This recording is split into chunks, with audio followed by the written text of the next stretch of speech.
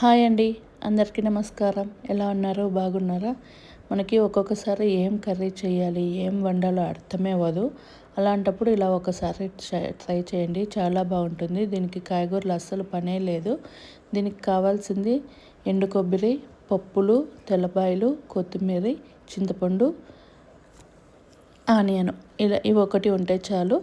అన్నీ మిక్సీ పట్టుకోవాలండి. చూపించాను కదా ఇప్పుడు, అవన్నీ అన్నీ మిక్సీ పట్టుకొని దీనికి వాటర్ వేయాల్సిన అవసరం లేదు. అదే మెత్తగానే అయిపోతుంది. ఫుల్ నున్నగా అయిపోతే ఏమీ అంత బాగుంటుంది. నున్నగా అయిపోతే మనకి పప్పులు అక్కడక్కడ చిన్న చిన్న ముక్కలు, అవి కచ్చాపచ్చా ఉంటాయి కదా, చిన్న చిన్న ముక్కలు నోటికి తగిలితే తినడానికి బాగుంటుంది. చాలా టేస్టీగాను ఉంటుంది.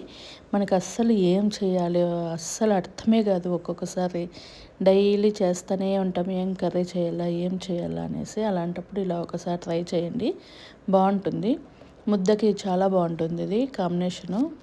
దీనికి ఇంకా సైడ్కి మనము శనగిత్తనాలు ఏపింటాం కదా, అవి పెట్టుకొని తింటే ఇంకా బాగుంటాయి.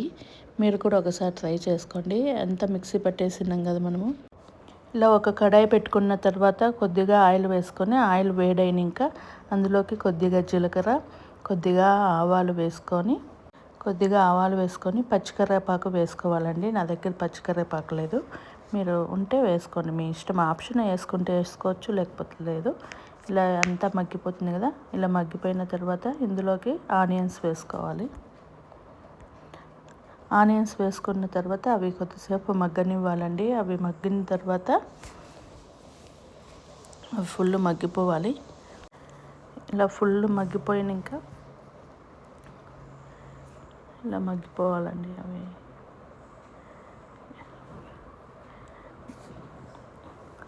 మనకి అస్సలు అర్థం కాదు కదా, ఏం చేయాలని అర్థమే కాదు. ఒక్కొక్కసారి ఏం కర్రీస్ వండాలో కూడా తెలియదు. ఒక్కొక్కసారి అస్సలు అర్థమే కాదు ఏం చేయాలంటే. అలాంటప్పుడు ఇలా ఒకసారి ట్రై చేసుకోండి, బాగుంటుంది. ఇది ముద్ద దీనికి చేసుకుంటే బాగుంటుంది. ఈజీగా అయిపోతుంది, తొందరగానే అయిపోతుంది. కాయగూరలతో పనే లేదు. అసలు కాయగూరలు ఉండాల్సిన అవసరం లేదు. ఏం చేయాలని అర్థం కానప్పుడు ఇలా ఒకసారి చేసుకోండి. కాయగూరలతో అవసరం లేదు. ఇవి ఒక్కటి ఉంటే చాలు మనకి. అంతా మిక్సీ పట్టేసినాం కదా.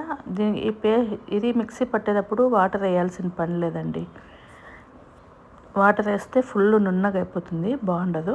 ఇలా కొద్దిగా పౌడర్, అది పప్పులు ఉంటాయి కదా, పప్పులు కచ్చాపచ్చా అయితే చాలు, అంతే.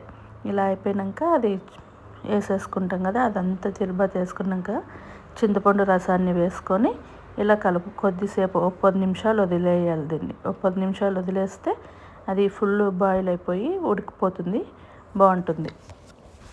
10 నిమిషాలు వదిలేయాలండి. ఇది లాస్ట్లో చింతపండు రసాన్ని వేసుకోవాలి. చింతపండు రసం వేసుకున్నాక ఇలా వదిలేయాలి దీన్ని, బాగుంటుంది ఇది.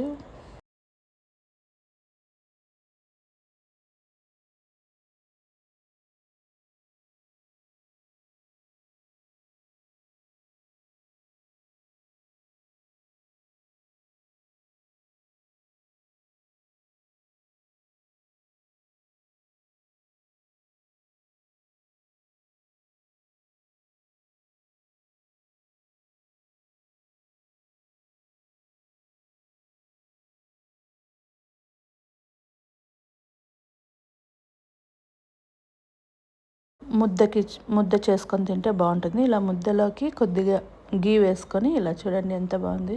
Please like, subscribe.